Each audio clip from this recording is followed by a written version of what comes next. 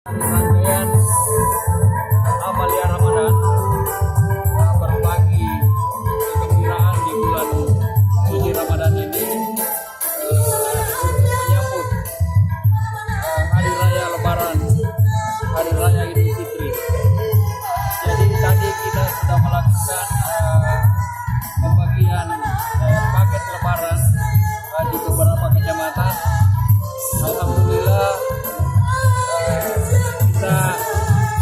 ternyata di Makassar kita masih menemukan beberapa masyarakat dengan tingkat kesejahteraan yang sangat rendah, sehingga pada saat kami menyerahkan bingkisan sangat jelas kelihatan bagaimana tantangan kehidupan yang mereka hadapi selama ini.